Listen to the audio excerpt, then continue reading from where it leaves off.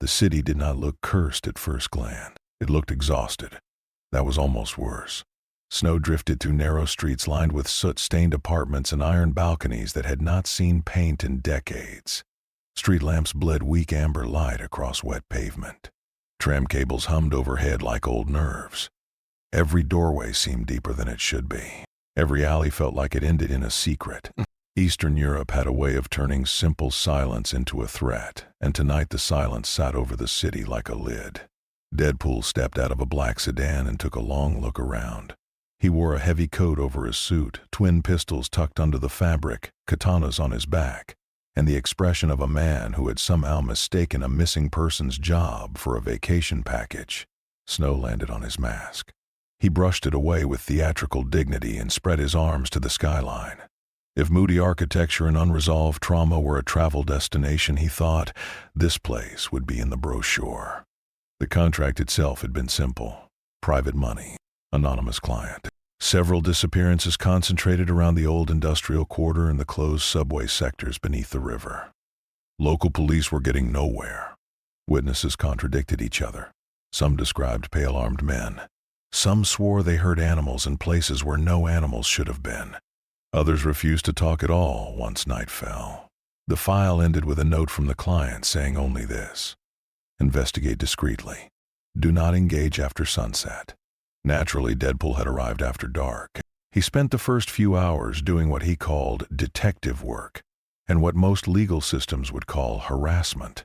He questioned bartenders, heckled a pair of nervous smugglers, bribed a cab driver with foreign currency and chewing gum, and followed a rumor trail through back streets thick with cigarette smoke and old church bells. Everyone gave him the same answer in different words. People vanished. Bodies were rare. The districts near the abandoned stations were worse. Nobody stayed outside long enough to see what hunted there. That should have warned him. Instead, it made him curious. Fear was common. He knew fear. He had seen it in laboratories, on battlefields, and hospital mirrors. But the fear here had structure. It was ancient, disciplined, inherited. People were not merely scared. They were careful, like descendants of survivors who had learned not to ask questions the dark might answer. By midnight, his little trail of nervous whispers led him to a sealed subway entrance near the river embankment. The station had supposedly closed years ago after a fire. At least that was the official version. The gate at the top of the stairs hung open by a cut chain. One fluorescent tube still flickered beneath the concrete archway, buzzing like an insect trapped in glass. Deadpool drew both pistols and looked down into the stairwell. A sensible man might have called for backup. Deadpool was not burdened with that condition. He descended. With every step, the city above seemed to retreat. Traffic noise faded. The wind disappeared. By the time he reached the platform level, the silence had become almost intimate. The station stretched before him in long cracked lines of tile and shadow. Old advertisement panels peeled from the walls. Rust streaked the ceiling. The tracks vanished into twin tunnels so black they looked less like infrastructure and more like openings cut into the world by something patient. Then came the gunfire. Not random, not desperate. Controlled bursts. Short, brutal, disciplined. Deadpool turned toward the sound and smiled under the mask. He moved along the platform, boots crunching on broken glass, and reached the far end just as the hidden war tore itself open in front of him. Men in dark leather coats fired compact automatic weapons with impossible precision. They moved too fast. Not movie fast. Not athletic fast. Wrong fast. Their motions blurred at the edges, elegant and predatory. Opposing them came shapes that twisted while he watched. Human bodies convulsed into something larger and more savage. Bones snapped outward. Jaws lengthened. Fingers became claws. A creature slammed one of the gunmen through a concrete pillar hard enough to burst the overhead lights in a rain of sparks. Deadpool stopped dead. Then he leaned out from behind a column and stared with the delighted disbelief of a man who had just discovered somebody had hidden an entire supernatural franchise under the train station. Pale immortal assassins. Automatic weapons. Werewolves with anger issues. Long coats so dramatic they deserved their own soundtrack. He whispered to himself that this was either the weirdest gang war in Europe or the greatest accidental upgrade to a routine contract in mercenary history. Neither side appreciated the commentary. A woman turned first. Black leather, twin pistols, white skin almost luminous beneath the failing lights. Her stare was pure control sharpened into a blade. On the opposite side of the platform, a half-transformed lycan raised its head, muzzle wet with blood, yellow eyes locking onto the newcomer in red. For one strange breath, vampire and lycan shared the same reaction. Who was this idiot? Then they opened fire. Deadpool threw himself behind a shattered bench as rounds carved white dust from the wall behind him. He popped up, fired twice, and clipped the shoulder of something that had too many teeth. It barely noticed. A lycan bounded over the wreckage, hit him in the chest like a truck, and launched him across the platform. He slammed into an old vending machine, collapsed in a tangle of metal and dangling wires, and sat up coughing sparks. He looked out at the chaos with the joy of a child watching fireworks. This was not a missing persons case anymore. This was a blood-soaked Gothic opera under the city, and somehow he had wandered on stage. Another creature charged through the smoke. Deadpool rose laughing, drew both katanas in one smooth motion, and stepped straight into the middle of the firefight like he had been invited all along. That was the wrong night for a mercenary. It was also the night the ancient war beneath the city met the one thing it had never prepared for. A man too insane to be afraid. At first, both sides assumed the intruder would die quickly. That was not an unreasonable belief. Deadpool entered the battle with all the graceful discipline of a shopping cart on fire. He sprinted across the platform while bullets sliced through smoke around him. He shouted tactical advice that was not only useless but actively insulting. He threw one sword at a charging lycan, missed completely, and still took a moment to compliment the throw. He ducked behind a pillar half a second too late and took 3 rounds through the side. He hit the ground hard. A vampire glanced his way once and dismissed him. A dead man already. Except then the dead man groaned, pushed himself back up, and complained about indoor violence. The nearest lycan lunged before anyone could process it. The creature crossed the distance in a blur of muscle and rage, smashed into Deadpool and drove him down against the tile floor. Claws punched through coat, armor, and flesh. Teeth tore into his shoulder. The sound was wet and ugly. Even by the standards of the platform, that moment was savage enough to make 2 vampires pause. Deadpool screamed. Then, somehow, while pinned beneath a monster, he looked directly at the creature and asked if there was conditioner involved in maintaining that much body volume. The lycan stared. That hesitation saved him. Deadpool jammed a pistol under its jaw and fired until the slide locked back. The creature collapsed. Deadpool rolled free, missing part of his shoulder, several chunks of his side, and most of what polite company would call a survivable amount of blood. He stood again. Now they noticed. The vampires were the first to understand something was wrong. They had fought lycans for centuries. They knew how fast flesh stopped moving. They knew what a ruined lung looked like. They knew how much trauma it took to end a human life. The red-masked mercenary had just absorbed all of it and was now trying to reattach his own dangling arm while complaining about local transit conditions. One of the vampires fired a tight burst into his back. Deadpool jerked forward, collapsed to one knee, and muttered something deeply offensive in 3 languages. Then he stood again. The bullets pushed out of him. Not instantly, not cleanly. It was uglier than that. Flesh crawled shut. Torn tissue knit with feverish determination. Blood loss stopped mattering. Pain remained very real, but death had apparently forgotten to collect him. The lycans noticed next. A huge one burst from the tunnel shadows and hit Deadpool with enough force to send both of them skidding across the platform. Deadpool dropped one sword, lost both pistols, and was immediately seized by the throat. The beast lifted him one-handed and slammed him into a support column again and again until the concrete cracked. On the last impact, something in Deadpool broke with a sound like snapped branches. The lycan let go. Deadpool folded to the floor. Neck bent the wrong way. Silence touched the immediate area. Then the corpse twitched. There are few things more unsettling than a body refusing to stay dead when every instinct insists it should. Muscles spasmed. Bone shifted. The broken angle corrected with slow, ugly pops. Deadpool sucked in a ragged breath, sat up, and asked if anyone else had heard that because it sounded expensive. No one moved for half a heartbeat. Then chaos resumed, only now it had changed shape. He was no longer just an intruder. He was an anomaly. Vampires began targeting him deliberately. Lycans did the same. Ancient enemies who would have gladly torn each other apart found a brief shared priority in removing this absurd immortal variable from the equation. Deadpool responded to the focused hostility with what could only be described as delighted outrage. He snatched up a discarded submachine gun and began firing in wild arcs while jogging sideways across the platform. A vampire shot him through the cheek. He spat a tooth onto the floor and asked whether everybody in this city was so rude on first meetings. A lycan clipped him from behind and sent him tumbling across the tracks. He got up under the platform edge, reloaded calmly, and stabbed upward through the creature's foot just to make a point. The firefight became surreal.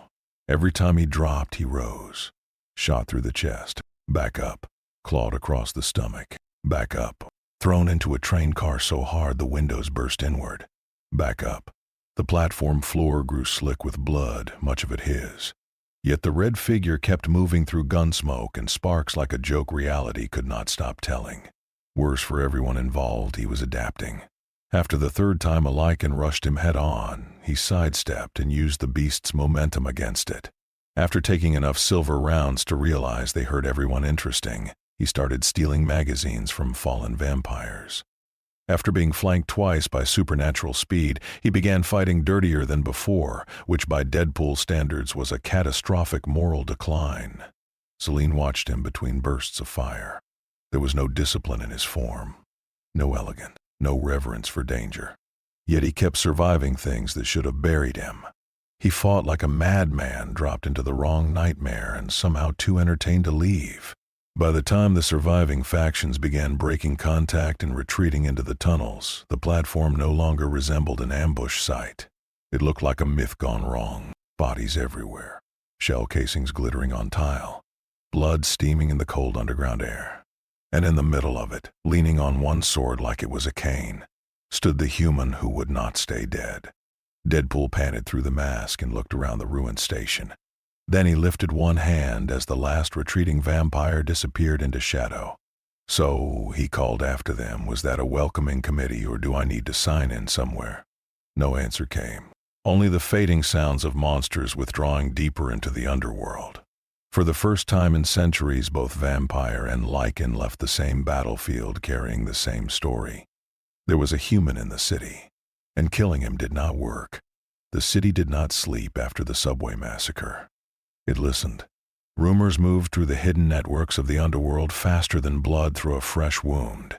Among vampires, whispers spread of a human mercenary who had survived silver rounds, torn flesh, and a lycan mauling severe enough to kill a lesser species 3 times over. Among lycans, the story was simpler and therefore more frightening.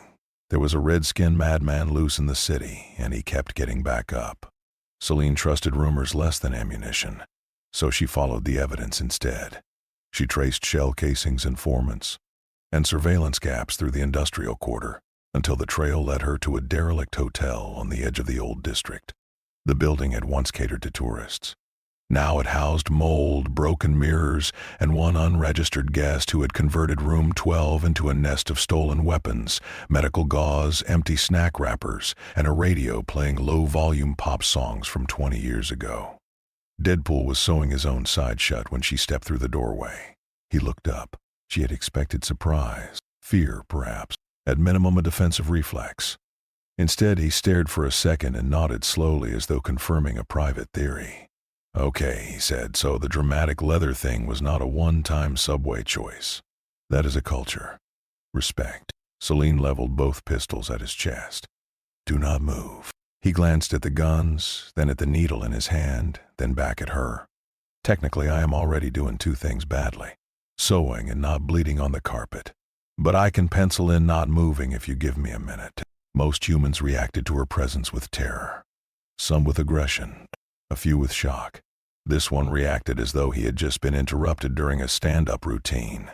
She studied him in silence. The file she had assembled on him was almost empty. Professional killer. No stable record. No clear origin. No explanation for regenerative capacity. No explanation for the fact that he had stumbled into a vampire-lycan engagement and treated it like spontaneous entertainment. "You were in the subway," she said. He looked offended. "I was under the subway. Important distinction. If we are counting exact locations, I would like credit for depth. Why were you there? Missing person's job. Very low stakes at first. Then everybody turned out to be either gorgeous or furry and armed. Real curveball evening. You interfered in an ongoing operation. I was shot 12 times. That feels less like interference and more like being included. Selene narrowed her eyes. He should have been dead. Even now, with dried blood across his suit and visible trauma still healing beneath torn fabric, he radiated no caution, no instinctive respect for what she was.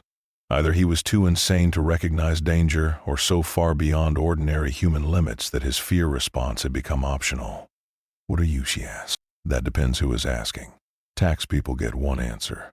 Cultists get another. Women in black leather with murder energy get the honest version. I am a terrible decision with swords. She did not blink. He sighed through the mask. Mercenary, contract killer, occasionally freelance problem solver, full-time victim of narrative escalation. You are human. Biologically, yes. Spiritually questionable. Humans do not heal from what I saw. And vampires are not supposed to exist, but here we are making new friends in abandoned real estate. Her gaze sharpened at the word vampires. Most outsiders begged when the truth became visible. This one casually said it aloud in a rotten hotel room while tightening a stitch through his own flesh. He tilted his head. So, he said, are you all immortal in the classic tragic aristocrat sense, or is it more of a stop-aging but still emotionally repressed package?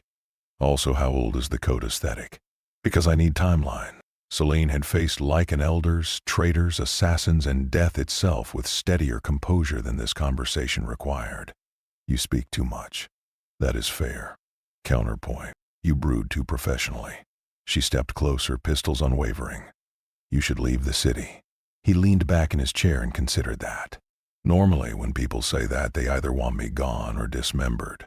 With you, it feels like both. You do not understand what is happening here. Secret war. Ancient hatred. Teeth politics. I understand enough to know both sides are terrible at hospitality.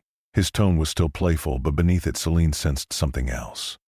He was watching more carefully than he pretended, cataloging reactions behind the jokes, testing where solemnity ended and truth began. These disappearances, he said more quietly, humans are in the middle of it. They are prey. Collateral. Whatever word makes monsters sleep better. Her expression did not change, but the room seemed to cool. You should be more concerned for yourself. I am hard to kill. Not impossible. He laughed at that. For the first time, the sound carried no mockery, just honest amusement. Lady Impossible and I have been in a toxic relationship for years. Selene had no category for him. He was irreverent in a world built on ritual, casual in the face of immortal violence. He treated the oldest war in the city like a badly explained conspiracy with excellent wardrobe design. Yet there was no cowardice in him, no desperation, no pleading instinct. He looked at her, at what she was, and saw neither god nor nightmare, only another dangerous person in a city full of them. That unsettled her more than fear would have. Before leaving, she lowered one pistol slightly. If either side decides you matter, she said, they will not stop. Deadpool gave a small nod. Then I guess it is a good thing I am already very annoying. She turned toward the door. Behind her, his voice followed. One last question. She stopped. The eyes. Are they natural, or is that a vampire thing? Because honestly, it is working. For a long moment, Selene said nothing. Then she disappeared into the corridor, leaving the ruined hotel and its impossible occupant behind. Deadpool watched the doorway after she was gone. Then he looked down at the blood on the floor, the weapons on the bed, and the city outside the cracked window. His smile faded just a little, because beneath the jokes, one truth had already settled in. This was no random monster sighting. It was a hidden war, and now both sides knew his name. The trouble with becoming a legend overnight was that legends attracted professionals. By the following evening, Deadpool had acquired something rare and almost touching: equal opportunity hatred. The vampires decided he was a contamination event. The lycans decided he was a threat. Neither side used exactly those words, but the intent was the same. The red outsider had stumbled through one battle, survived impossible damage, disrupted operational secrecy, and then continued wandering the city with the confidence of a man who thought supernatural genocide was an interesting subplot. That could not continue. Deadpool, unfortunately for them, had no idea how to stop continuing. His first accident came just before midnight in an old textile district where rows of abandoned warehouses stood like tombstones. He had been tracking a convoy of unmarked vans because they looked suspicious, and because one of the drivers had nearly hit him at a crosswalk, which elevated the matter from curiosity to personal vendetta. He tailed the vehicles across frozen loading yards and through a maze of rusted fencing, until they converged on a warehouse already occupied by armed vampires setting an ambush. Deadpool did not know any of that. From his point of view, he had discovered gloomy criminals meeting in a dramatic building, which was practically begging for intervention. So he cut the power. It was not elegant. He simply found the external junction box, shot it twice, and congratulated himself when the lights died across the block. Inside the warehouse, the carefully timed vampire kill zone vanished into darkness half a second before the lycan convoy entered. What should have been a perfect slaughter became confusion, then panic, then open warfare as both factions collided without coordination. Deadpool watched from a catwalk above and whispered a delighted apology to nobody. The resulting firefight reduced half the building to burning wreckage. A vampire sniper lost his line of sight because Deadpool had severed the cables holding a suspended fabric crane. A lycan enforcer crashed through the wrong door because Deadpool had marked the correct one with a stolen hazard sign reading free snacks. 3 separate plans collapsed because one immortal fool with no context kept trying to improve things. By dawn, both factions were certain of one fact. He was not merely present, he was corrosive. The second accident was worse. Deadpool spent the next day hiding in plain sight, which for him meant buying ammunition from black market dealers, interrogating low-level smugglers, and eating street food while sitting on the hood of a stolen car. By evening, he had picked up chatter about movement near a municipal archive building. That sounded boring, which in his recent experience meant it was probably important. He followed the lead and discovered a lycan infiltration team moving through service tunnels below the records facility. He also discovered a maintenance robot. Under ordinary circumstances, those details would never intersect. Deadpool made them intersect. Trying to sneak closer, he bumped the robot, triggered its alarm, and instinctively shoved it forward. The machine rolled directly into the lycan team just as they prepared to breach a secure vault holding century-old maps of the underground passages. The alarm summoned armed vampire patrols from surrounding blocks. The lycans were forced into a running fight before they could secure the intelligence. Deadpool, ducking under crossfire and apologizing to no one sincerely, managed to escape through a drainage shaft while the entire operation collapsed behind him. That was the moment both sides stopped seeing him as a bizarre nuisance and started seeing him as an active disaster. Assassination attempts began the same night. A pair of vampires attacked him on a rooftop while he was trying to enjoy contraband coffee. They moved in silence, blades first, the kind of professionals who had ended lives across generations without wasting motion. Deadpool lost the coffee, gained 3 stab wounds, and responded by hurling one attacker through a skylight with enough force to alarm the tenants below. The second almost took his head off before he trapped her arm in a satellite dish and headbutted her hard enough to break his own nose. An hour later, a lycan hit squad cornered him in a tram depot. They came low and fast, hunting as a coordinated pack through rows of sleeping carriages. Deadpool danced backward, fired blind around steel pillars, and kept up a running commentary on the disadvantages of teamwork among people with unresolved anger issues. He killed one with silver rounds taken from the subway, lost an ear to another, and escaped by triggering the depot's emergency rail power. The resulting arc of electricity lit the yard like a second sunrise and left everyone involved reconsidering their evening. He was laughing by the end of it. Bleeding, limping, missing pieces of himself, but laughing. Because somewhere in all that violence he had realized something. They were trying very hard, and it was not working. For vampires, that was infuriating. Their war depended on information control, clean elimination, patient strategy. Deadpool ruined all 3 simply by existing too loudly. For lycans, the frustration was more primal. Prey died. Obstacles broke. Flesh yielded. But this prey mocked pain, this obstacle talked back, and this flesh reassembled itself while making terrible jokes. As the week dragged on, his survival became more than an irritation. It became an insult. Deadpool felt that shift in the city itself. Eyes on rooftops, footsteps that stopped when he stopped. The little pauses in crowds where fear recognized something before reason did. He was no longer chasing the hidden war. The hidden war was circling him. And like any sensible person under threat from two immortal species at once, he decided to strike first. Not from duty, not from ideology, from irritation. If both sides wanted him dead, then both sides could wait in line. The industrial district on the eastern edge of the city had once been a place of labor. Now it was a skeleton. Factories rose out of the snow in black rectangular masses, their broken windows staring across empty yards littered with rusted containers and collapsed machinery. Conveyor belts hung motionless over frozen loading pits. Towers without lights pierced the low clouds. At night, the whole district felt abandoned by history itself, which made it perfect for monsters.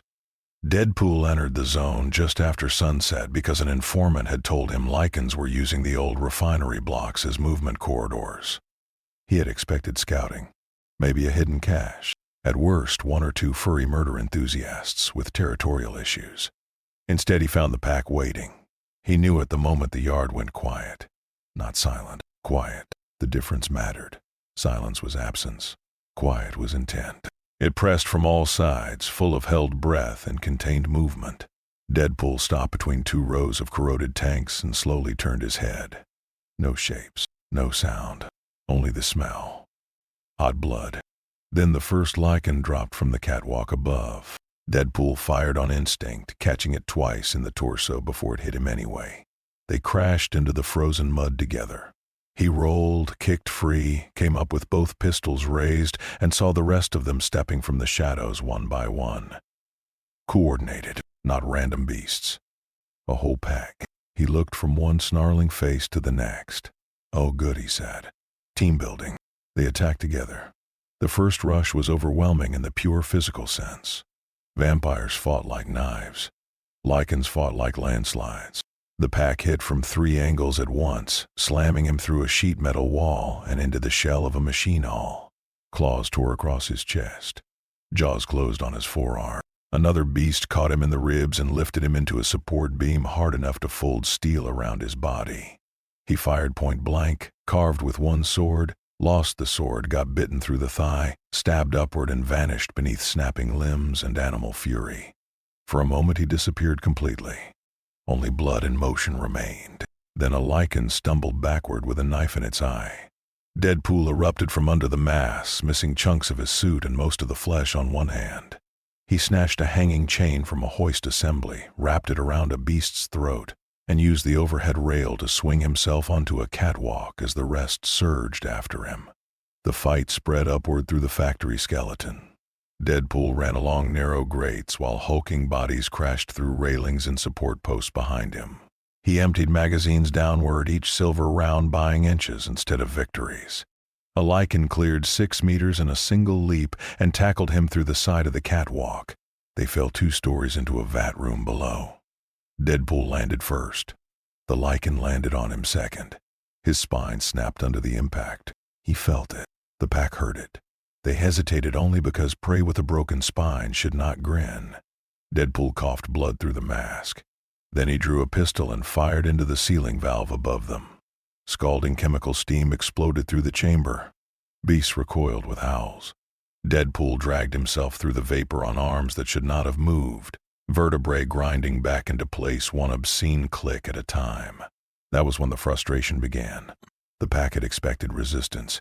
They had expected gunfire, blades, pain, maybe even losses. They had not expected persistence. One lycan tore open his abdomen and left a trail of organs across the concrete. Deadpool pushed them back in with one hand while stabbing with the other. Another ripped off half his calf. He answered by jamming a grenade into the creature's belt and drop-kicking it through a maintenance hatch. A third pinned him against a turbine housing and went for the throat. Deadpool let it bite, winced, then unloaded silver rounds directly through the side of both of them until the beast slumped. Any ordinary opponent would have slowed. Bled out, broken psychologically. Deadpool kept adapting. He learned their rhythm the way a man learns storm patterns while trapped at sea. The younger ones lunged too eagerly. The heavier ones overcommitted once they smelled blood. The pack leader used fear as spacing, hanging back until others drove prey into narrow angles. Deadpool stopped trying to outpower them and leaned into what he did best, making every encounter ugly, unpredictable, and deeply disrespectful to instinct. He blinded one with industrial foam from a ruptured extinguisher line. He baited another across a weakened gantry that collapsed into grinding gears below. He let himself be tackled into a fuel bay because he had already palmed an ignition flare.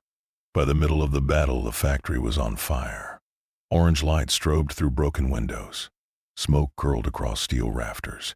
Snow outside turned black where ash landed. In the center of that burning labyrinth, the pack's initial confidence rotted into disbelief. They had mauled him, dismembered him, broken him in ways that should have ended any living thing. And still the red mercenary kept getting up, laughing hoarsely, healing badly but fast enough to matter. The pack leader finally entered the fight for real. It was larger than the others and smarter in the eyes. Old scars crossed its muzzle. It moved with less rage and more decision. When it came clean and fast, using the chaos of its subordinates as cover. One hit shattered Deadpool's left arm. The second broke his jaw. The third drove him through a furnace door into a chamber lined with dead burners and cracked brick. The leader stepped in after him. For the first time that night, Deadpool stopped talking. Both of them were beyond theatrics now. The lycan lunge. Deadpool let it. At the last instant he dropped, rolled beneath the strike, and slammed his remaining katana upward through the beast's torso. The blade did not kill it. What killed it was momentum. The leader's own charge carried it onto an exposed rack of silver-plated maintenance spikes that Deadpool had noticed 3 minutes earlier and spent the entire exchange maneuvering toward. The lycan roared once, then collapsed. The surviving pack froze. They looked at their fallen leader. Then at the man beneath the furnace glow, jaw healing crookedly, sword arm trembling, body held together more by refusal than anatomy. Deadpool lifted his head and spread both blood-soaked hands. "Round 2, he asked. No one moved. Instinct finally chose the wiser path. The remaining lycans withdrew into smoke and shattered doorways, dragging wounded with them, vanishing back into the industrial dark that had birthed them. They did not flee because they feared pain. They fled because pain was no longer a useful answer. Hours later, those who survived carried the same report to their superiors. The mercenary was not merely difficult. He was not merely dangerous. He could not be killed. And in a war built on predator certainty, that truth landed like poison. If the lycans feared what they could not kill, the vampire elders desired what they could not explain. That was their nature. For centuries they had turned mystery into hierarchy and biology into power. Bloodlines, traits, infections, strengths, weaknesses, all of it catalogued, guarded, weaponized. Immortality had not made them humble. It had made them possessive. And now a human outsider had appeared in their city with a regenerative capacity that defied every framework they trusted. He should have been impossible. Therefore he had to be studied. The order went out quietly. Capture the mercenary intact. Deadpool learned about this plan the hard way, which was to say with a dart in his neck. He had been looting a safe house in the old financial quarter, humming to himself while digging through files, ammunition, and what he suspected were antique blood ledgers with entirely too much calligraphy. The room was dark except for a desk lamp. Rain ticked against the windows. He never saw the first vampire behind him. He only felt the impact of something sharp, followed by a cold bloom spreading through his bloodstream. He turned, confused. The second vampire hit him across the face with a weighted baton. The room spun. Furniture cracked under his fall. More shadows rushed in, moving with disciplined speed. Deadpool fired wildly from the floor and managed to ruin one expensive coat before the sedative hit properly. Even through his healing factor, it came heavy and strange, less like sleep and more like being dragged underwater by velvet hands. His last clear thought before blackness took him was annoyance. Not fear. Annoyance. He woke strapped to a steel chair in a chamber that smelled of disinfectant, ancient stone, and restrained appetite. The room was deep underground, not subway deep, deeper than infrastructure. The architecture told him that much. Gothic arches met modern glass. Laboratory lights hung over carved pillars older than the city above. On one wall, monitors displayed rotating scans of his internal anatomy. On another, blood samples sat in sealed trays beside surgical instruments too elegant to be comforting. A vampire in formal black stood before him, old enough that age had become posture rather than skin. "Your physiology is remarkable," the elder said. Deadpool tested the restraints. "This is a very intimate first date. We have observed your resilience. We have collected tissue from prior engagements. The regeneration is extraordinary. Human yet not human. Corrupted yet stable." "Ah," he said. "You kept pieces of me." The elder ignored the sarcasm. "Do you understand what you are?" A cautionary tale about healthcare. You could be useful. That sentence chilled the room more than any threat. Deadpool had heard it before from men in labs, from governments, from people who spoke softly while deciding how many pieces they could take without technically killing the subject. Under the jokes, something older and uglier stirred in him. Useful how? The elder gestured to the monitors. Adaptation. Enhancement. Weaponization. An immortal human body that repairs itself could alter the balance between species. Imagine soldiers who do not die. Agents who recover from silver, fire, trauma. Imagine blood made stronger by what is already within you. Deadpool went still. Around the chamber, other vampires watched from observation points behind dark glass. Scientists in tailored coats moved between instrument stations. On the tables beside him lay syringes, scalpels, extraction rigs, things designed not merely to hurt, but to learn through hurting. He laughed then, not because anything was funny, because if he did not laugh, something worse might come out. "No," he said softly. "Absolutely not." The elder took one step closer. "This is larger than your consent." Deadpool's mask tilted. That is a terrible sentence to say near a heavily armed kidnapping victim. The first incision never happened. Because the moment one of the technicians leaned in, Deadpool dislocated both thumbs, tore one hand half free through the restraint, and yanked the poor scientist face first into the chair hard enough to break his nose. By the time the alarm started, Deadpool already had the fallen man's keycard, scalpel, and sidearm. Then the chamber became a disaster. He kicked over the instrument table into one guard, sliced through tubing lines feeding sample analyzers, and shot the restraint bolts on his own legs. Bullets hit him almost immediately. One through the shoulder, one through the chest, another through the lower abdomen. He dropped, rolled beneath a containment rack, and came up inside a spray of shattered glass and blood canisters. Red emergency lights flooded the room. The elder moved with terrifying speed, crossing the chamber in a blur and driving a blade toward Deadpool's throat. Deadpool caught the wrist, lost 3 fingers doing it, and rammed the stolen scalpel into the vampire's eye. The elder recoiled with a hiss that sounded less human than the lycans ever did. Doors sealed across the corridor beyond. Deadpool grinned despite the pain. Oh good. Escape room rules. He did not escape cleanly. There was nothing clean about what followed. He blasted security locks, tore cables from walls, threw surgical gas canisters into ventilation fans, and stumbled from one section of the facility to another while squads converged from all sides. The place was larger than he first guessed, part archive, part laboratory, part stronghold. Coffin vaults sat beside data centers. Ancient armor displays lined hallways wired with biometric locks. A species at war with history had buried itself beneath stone and learned to hide behind sophistication. Deadpool ruined that sophistication with magnificent disrespect. He jammed an elevator with a fire axe and sent it dropping 3 levels full of armed guards. He triggered a suppression system in a sample vault, flooding priceless records with corrosive foam.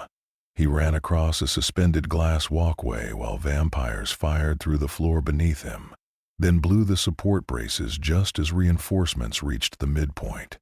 The worst damage came by accident. Trying to block pursuit, he forced open what he thought was a power relay access panel. It was not. It was a containment line for the facility's blood storage and emergency environmental control. The resulting cascade surged through the lower systems, overloading generators, disabling magnetic doors, and igniting a chain of failures that spread through the complex like a heart attack. Lights died. Backup systems screamed awake. Then half the lower level exploded. Stone shook. Glass erupted outward. Ancient masonry split under modern pressure. Fire rolled down one wing of the facility while black smoke poured into cathedral arches where vampire nobility had once met in absolute secrecy. Deadpool surfed the edge of that collapse through a maintenance tunnel, half blind, burned across the back, and laughing in the raw, breathless way men laugh when survival becomes too absurd to process normally.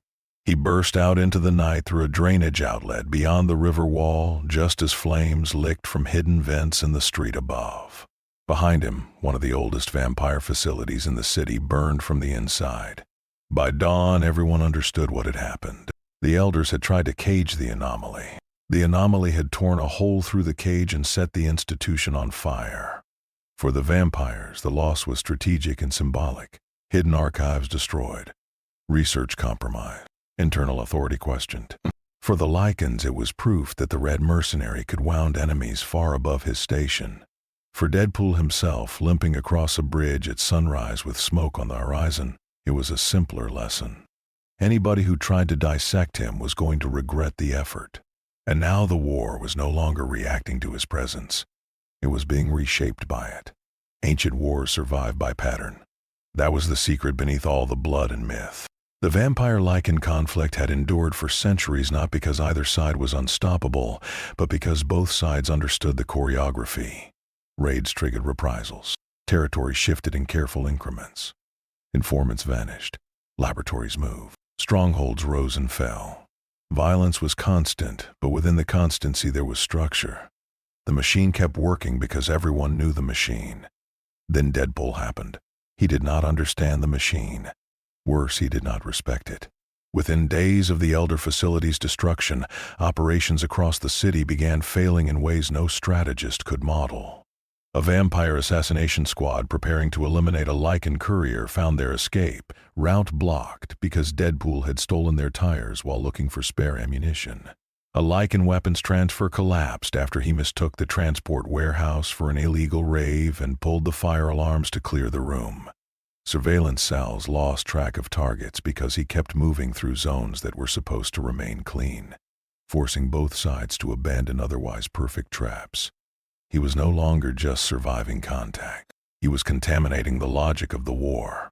Fear spread differently in each faction. Among the lycans, frustration curdled into suspicion. Packs began hesitating before committing to known routes because what if the red mercenary had blundered through first and altered something crucial?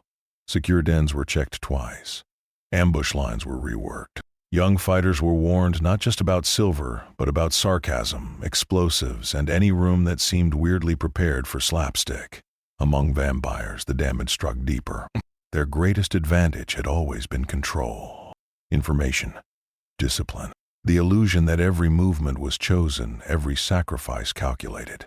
Deadpool punctured that illusion by turning carefully laid plans into chaos with no ideological motive whatsoever. He did not act like an enemy commander. He acted like weather with firearms. Selene saw the fracture more clearly than most.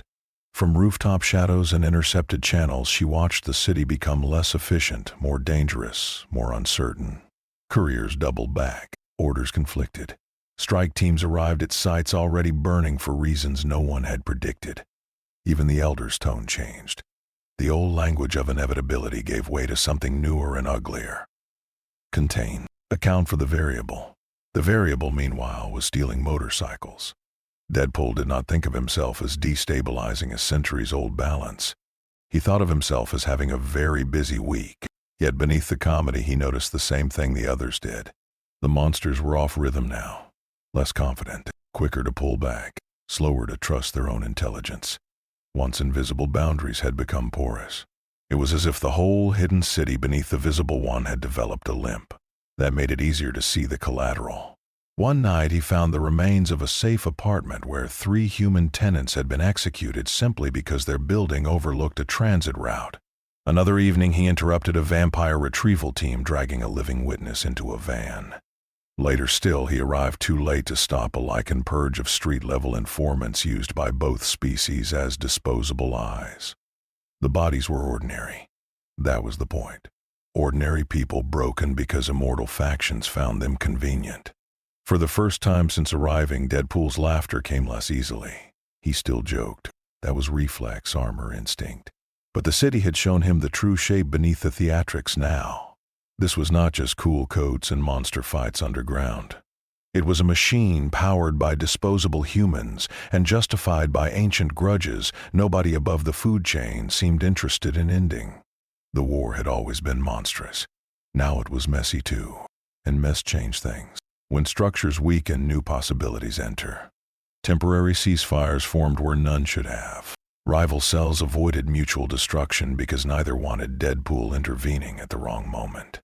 Independent human criminals began selling false sightings of the red mercenary to whichever side paid more, flooding intelligence networks with useless noise.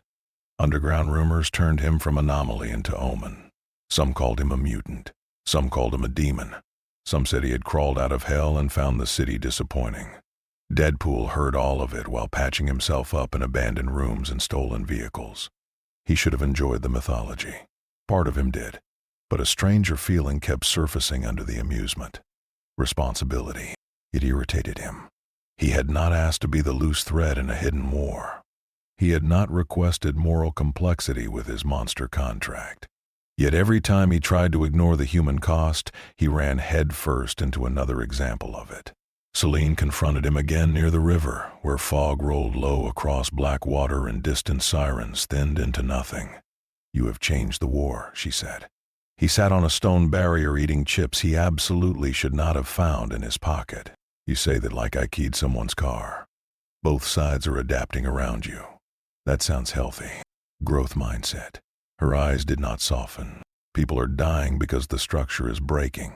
He looked at her for a long moment. Then he answered without a joke.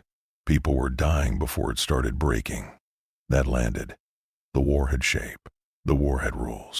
But rules built by predators were not morality. They were habit. And once Deadpool had disrupted the habits enough to expose the machinery underneath, even those still serving it had to face what it really consumed. The city was changing, not healing, not yet, but shifting. For the first time in centuries, vampires and lycans alike had to account for a force that did not seek territory, bloodline, or dominance. A force that could not be intimidated, could not be predicted, and increasingly could not ignore what their war did to everyone else. That was the beginning of the real fracture. Not when Deadpool survived, not when he escaped, when he started paying attention. Choice had never been Deadpool's favorite subject. Most of his life had been reaction dressed up as momentum. Somebody pointed him at a target, a grudge, a paycheck, a catastrophe, and he moved. Fast enough, loud enough, violently enough that nobody asked what sat underneath the motion. Humor helped. Chaos helped more. If everything stayed absurd, then nothing had to stay personal. The city ruined that trick. He saw too much. A mother sitting on the curb outside a burned apartment because the official report called the attack a gas leak. A teenage courier shaking from shock after escaping a vampire sweep she had not understood until her friends vanished beside her. A homeless veteran in the train tunnels who knew exactly where not to sleep on certain nights and could not explain how he knew. Only that men with cold eyes were worse than the animals. Humans were not part of the war. They were beneath it. That was what finally made him angry. Not dramatic angry, not loud angry. The quieter kind. The kind that settles in the ribs and waits. When the next call came, he was ready. A lycan strike team was moving on a residential block near the old market. Not because the humans there mattered, but because one basement unit had been used as an observation point by vampire scouts. Retaliation through contamination. Simple predator logic. Clean the nest, kill anything nearby, leave fear behind for the survivors. Deadpool arrived before the first breach. He stood in the mouth of the alley beneath a broken sign and watched shapes move across the rooftops above. Then he sighed. "Okay," he said to the night. "New rule. Civilians are off limits." The lycans attacked anyway. That was their mistake. He fought them in stairwells, laundry rooms, and frozen courtyards between apartment blocks. No theater now. No wandering improvisation. He had mapped exits on the way in. He had moved residents toward the rear units. He had rigged the front hall with stolen silver charges and every unstable thing he could carry in a duffel bag. The first two lycans came through the main entrance and lost the advantage immediately. The third tried the roof and found Deadpool waiting with a machete and a flare gun. By the time the survivors retreated, the building still stood. More importantly, so did the people inside it. Word spread fast. Then the vampires tested him. A retrieval cell attempted to take a hospital witness who had seen too much during a previous clash. Deadpool intercepted them in the ambulance bay. One vampire lost a hand. Another lost patience. The witness escaped through a service exit while Deadpool, shot through both lungs, kept talking long enough to make their failure unforgettable. That was when his choice became real. He was not joining Selene's kind. He was not siding with the lycans. He was choosing the people both species treated as scenery. Humans. Soft, fragile, temporary humans who still lined up for buses in the snow and bought groceries under streetlights while ancient nightmares used their neighborhoods as chessboards. Deadpool began hunting patterns instead of contracts. If a civilian block showed unusual surveillance, he checked it. If disappearances clustered around a rail sector, he went there first. If either faction moved too openly near schools, shelters, hospitals, or crowded housing, he made the night expensive for them. He became something almost no one expected. A protector. Not a perfect one. Not a noble one in the clean heroic sense. He still talked too much. He still stole vehicles and left burning wreckage where zoning laws preferred calm. He still solved complex moral situations with blades more often than philosophy. But the direction had changed. The city could feel it. So could the war. Selene noticed before anyone else. "You chose," she told him on a church rooftop before dawn. He shrugged. "Character development. Very risky. Why them?" He looked down at the sleeping city. "Because both your teams suck." Then, after a moment, he added the truth. "Because somebody should be on their side." The wind moved between them. Below, ordinary windows glowed with ordinary lives. People waking early, working late, surviving without ever knowing what fed in the dark around them. Selene followed his gaze. For the first time, she did not argue. From that night forward, the hidden war had a new law written into it by force rather than consent. Touch civilians and the red mercenary would come. Not as a soldier, not as a symbol, as consequences. The war did not end. Ancient things rarely end cleanly. Vampires still hunted through midnight corridors beneath the city. Lycans still moved in packs through factory ruins and drainage tunnels.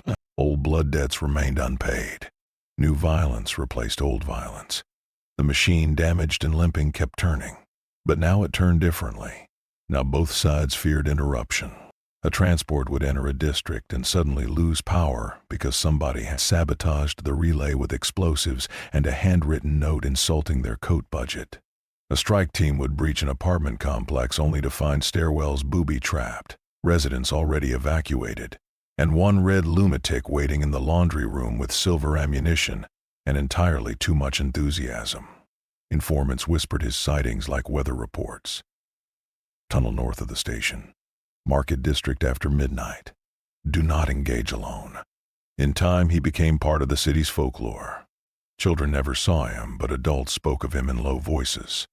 A guardian if you were lucky. A disaster if you were not. Some called him the laughing devil. Some called him the butcher in red. Some said he was an immortal punishment sent specifically for monsters arrogant enough to think humans belonged beneath notice. Deadpool preferred local celebrity.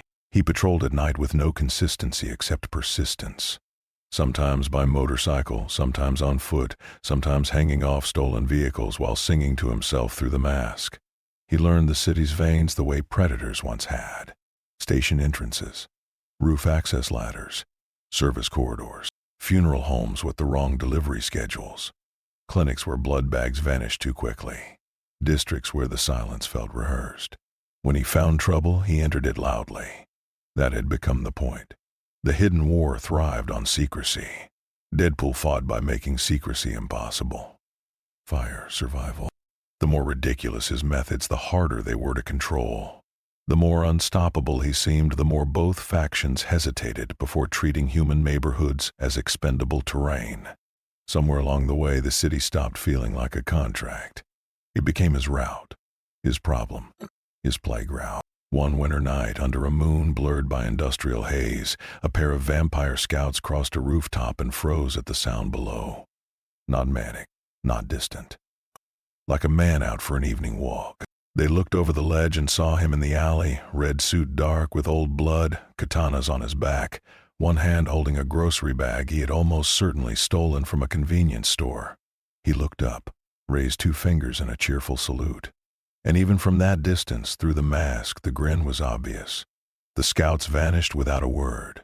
Deadpool watched them go and chuckled to himself. Above him, the old city exhaled frost into the dark. Beneath him, tunnels carried whispers of ancient hatred through stone.